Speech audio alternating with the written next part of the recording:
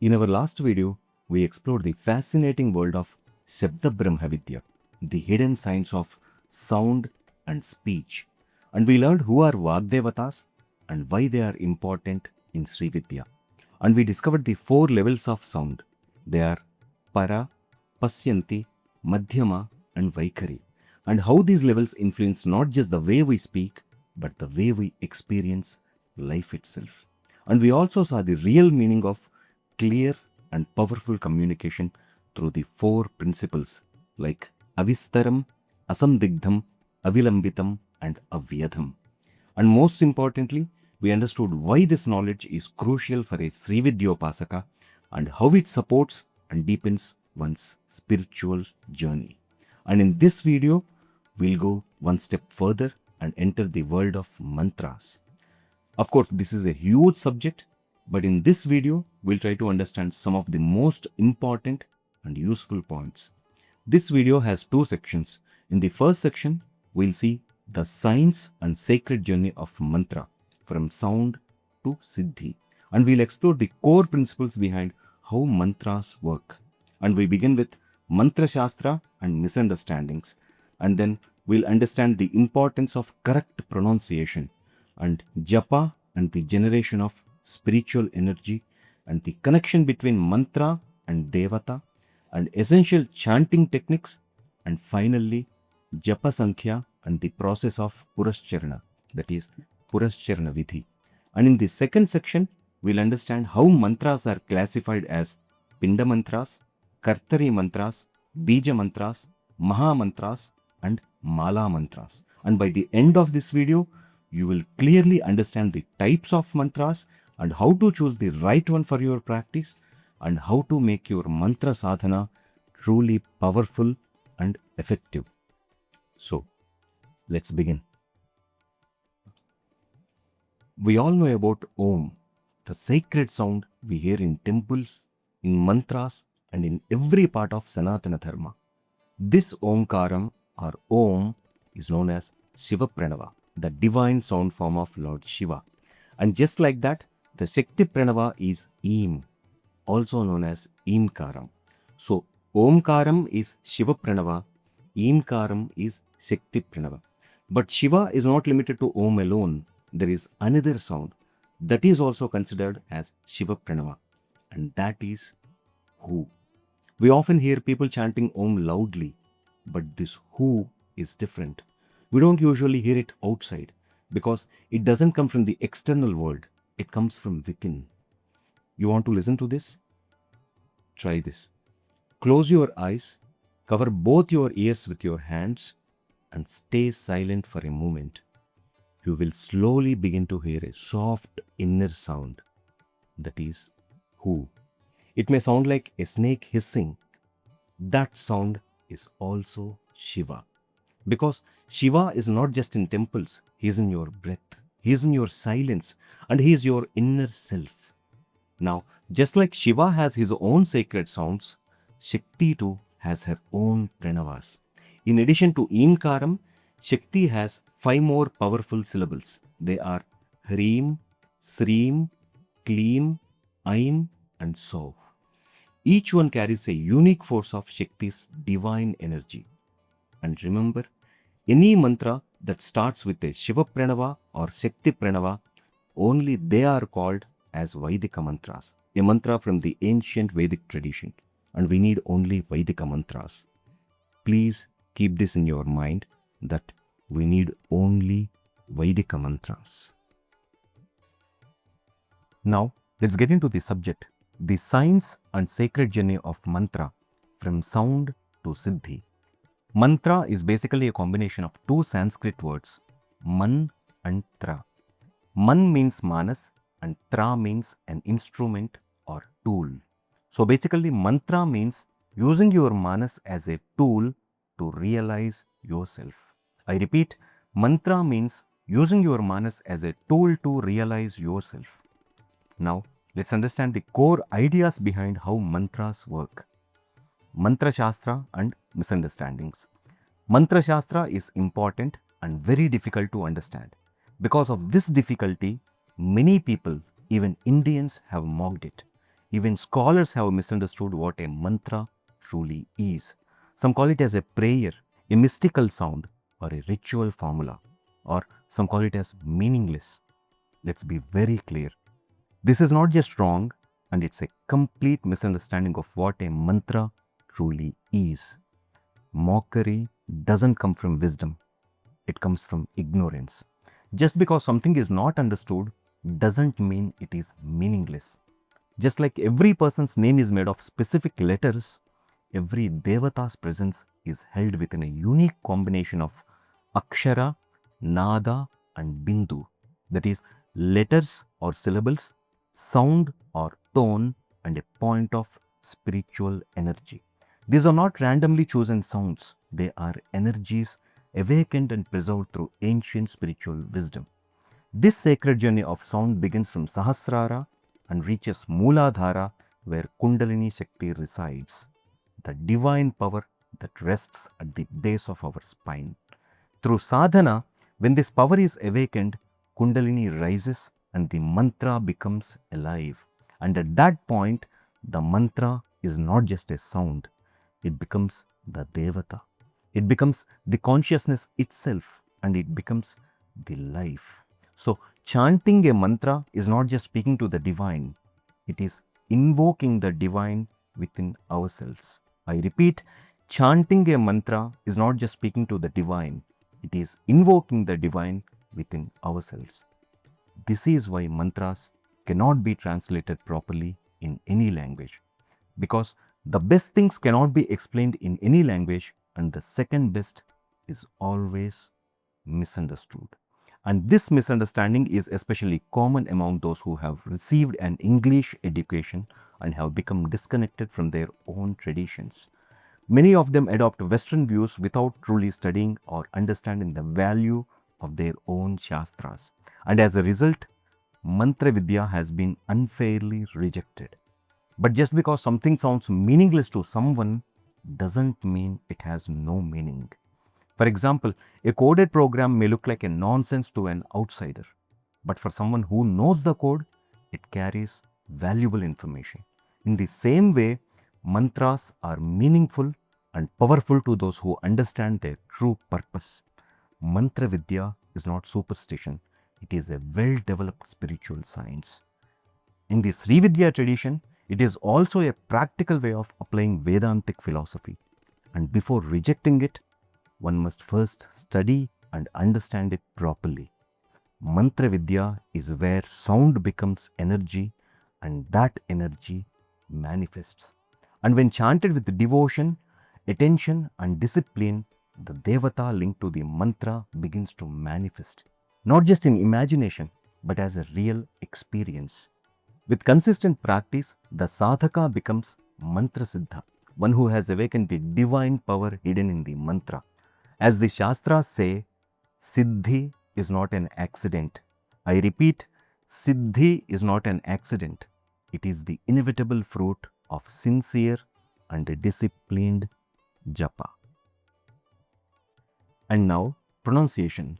Mantras are always rooted in Sanskrit, and Sanskrit is a very sound sensitive language. I repeat, Sanskrit is a sound sensitive language. Even a small change in pronunciation can alter the sound, and that can affect both the meaning and the power of the mantra. But the way people say mantras often depends on where they come from. For example, someone from North India may pronounce a mantra in one way, and while someone from South India says it differently, and Westerners often say it in an entirely different way. And this happens because people naturally pronounce sounds based on the language they grew up speaking. And without proper training, these pronunciations can distort the original sound of the mantra. And ideally, correct mantra chanting needs serious training.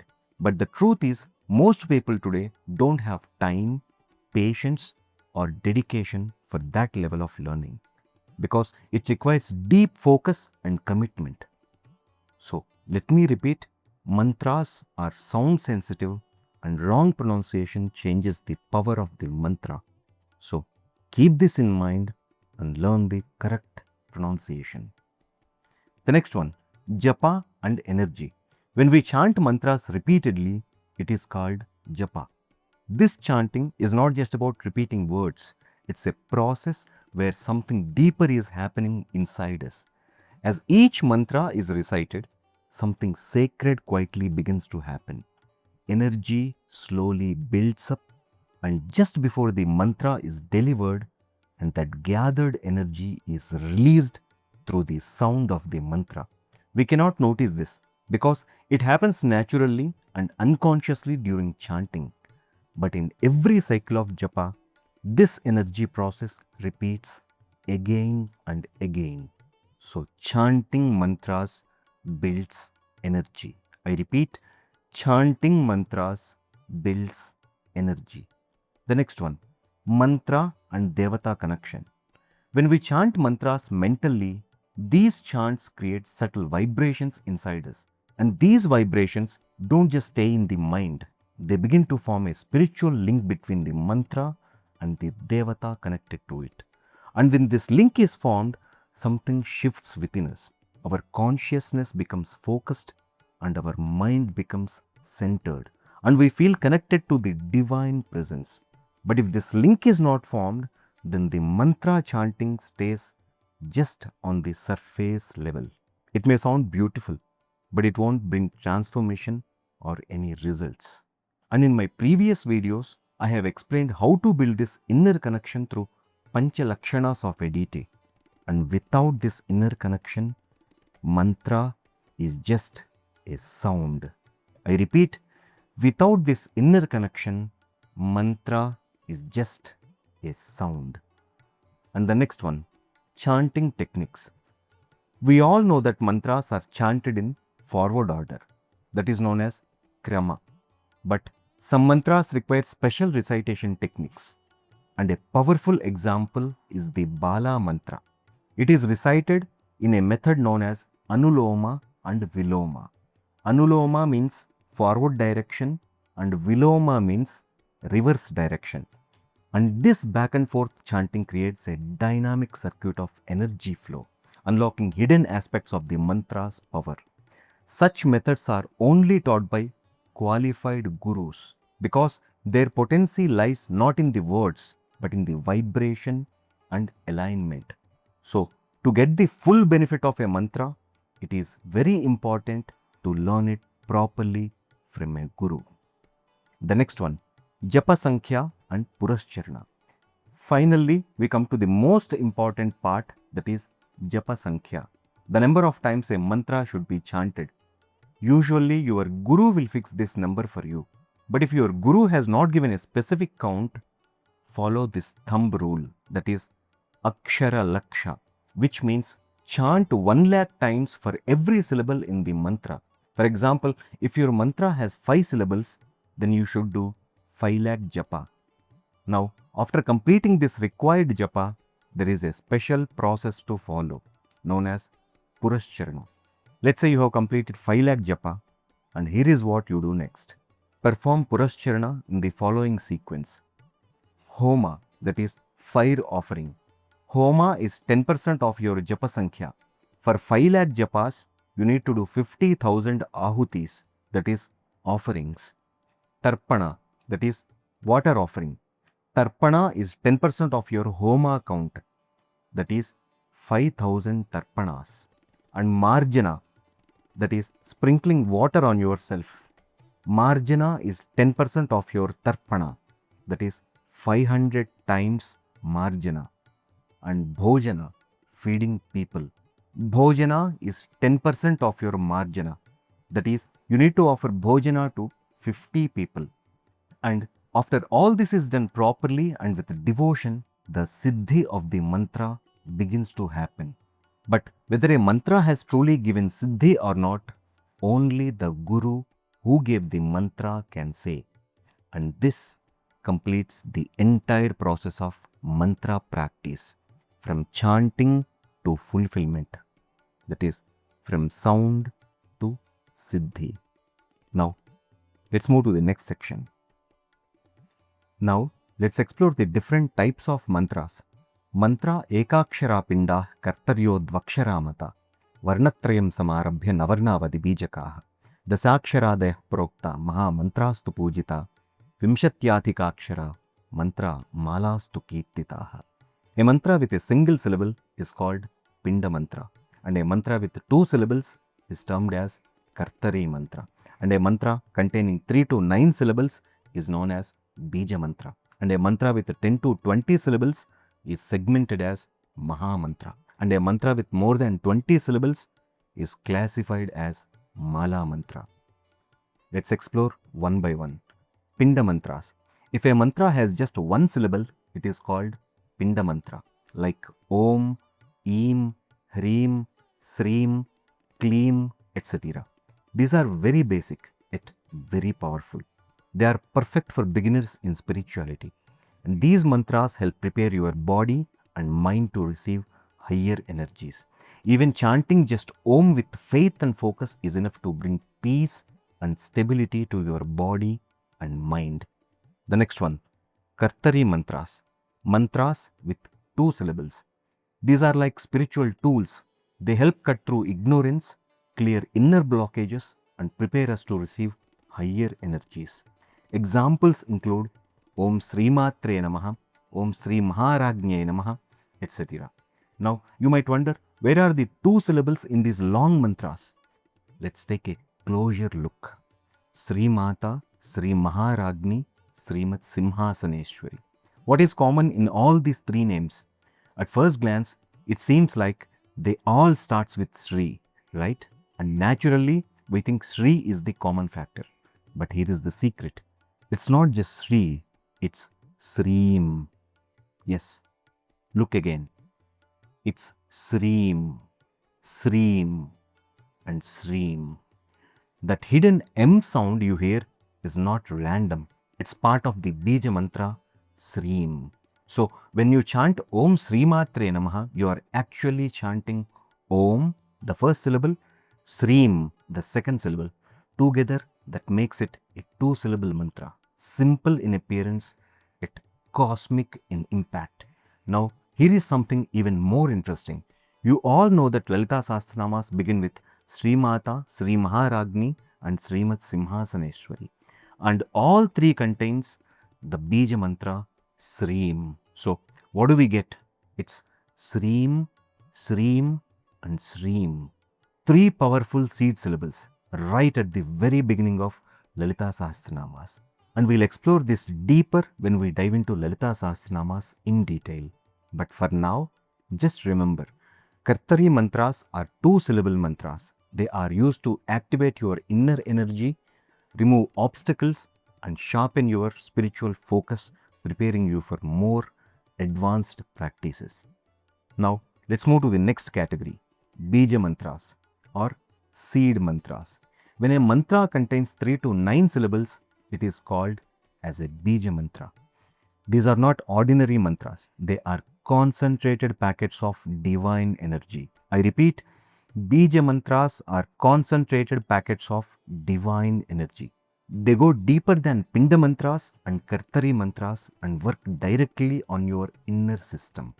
But here is something very important to understand. Pinda Mantras and Kartari Mantras can be chanted by anyone. They are simple and safe, like a spiritual foundation.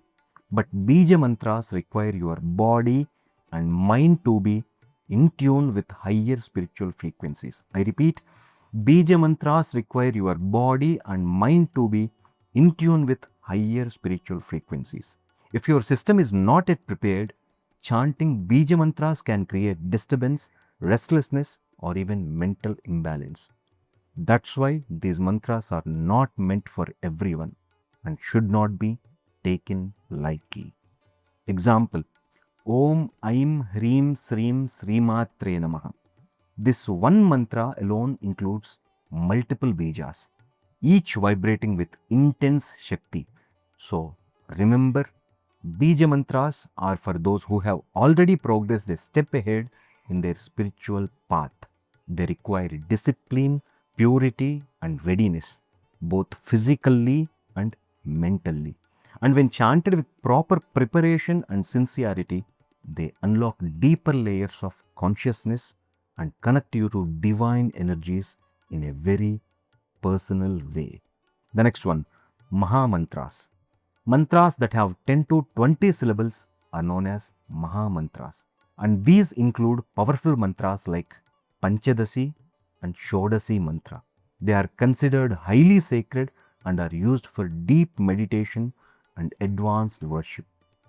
The next one, Mālā Mantras. If a mantra has more than 20 syllables, it becomes a Mālā Mantra, a garland of sacred sounds, each syllable stitched into the next like beads in a divine mala. Examples, Mahashodhasi Mantra and Lalithas Structure.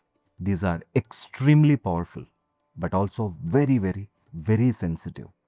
Mahā Mantras and Mālā Mantras should only be chanted after proper initiation and samskaras, that is, rituals, and only under the guidance of true Guru. I repeat, Mahā Mantras and Mālā Mantras should only be chanted after proper initiation and samskaras, and only under the guidance of true Guru. And without proper initiation, these mantras won't work. And as we are into Sri Vidya, let's discuss about Lalita Sahasranamas. Lalita Sahasram is a Mālā mantra, a powerful chain of divine vibrations. Every name in it contains either Pinda Mantras, Kartari Mantras, Bīja Mantras or Mahā Mantras. And we have just seen the first to third names in Lalita Sahasranamas and how they have Srīn Bījam in them. Now imagine there are thousands such names in Lalita Sahasram. That means Lalita Sahasram is packed with an unimaginable number of mantras, making it an incredibly powerful spiritual force. Lalita Sahasram is truly extraordinary because of its carefully designed structure. The names are not randomly arranged. They follow a Purva Parasambandha.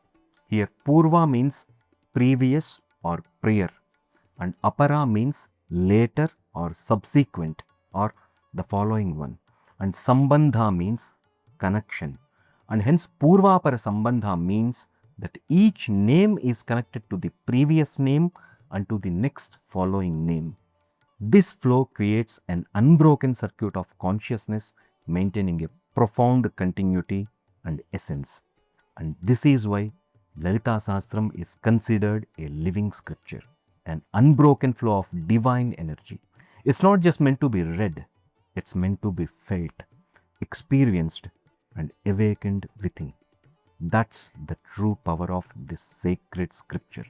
And as I mentioned, Mahā Mantras and Mālā Mantras should only be chanted after proper initiation and samskaras. And this rule doesn't apply to Lalita Sahasram. I repeat, this rule doesn't apply to Lalita Sahasram. Whether you chant Lalita Devi mantras or not, like Panchadasi, Shodasi or Mahashodasi, etc.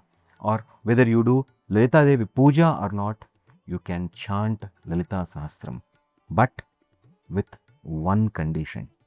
It should be chanted correctly with bhakti. That's it. No any other rule. And this is about mantras. Now, let's understand why some people are naturally connected to powerful mantras like Lalita Sahasranamas. And to chant Mahā Mantras and Mālā Mantras, usually one needs a connection from a past life, that is Purva Janma Samskara or Purva Janma Sambandha, or it must come through family tradition, that is Vamsa Paramparya, or they must have a blessings from a true Guru, that is Guru Krupa. Only then they are considered ready to chant high level mantras.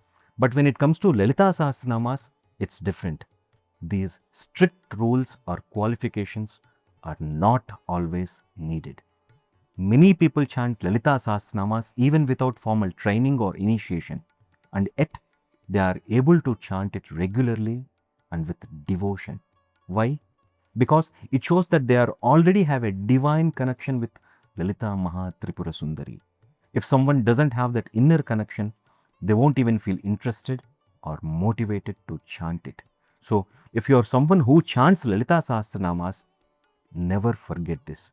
You are already blessed and connected to the Divine Mother. And remember, whenever a mantra you chant, always do it with pure heart and a good intention. Not just for yourself, but for the well-being of everyone. Chant with your mind, words and actions in harmony. That is manasa, vacha and karmana. And it will bring true blessings, because when your whole being becomes the mantra, the divine has no choice but to respond. Thank you.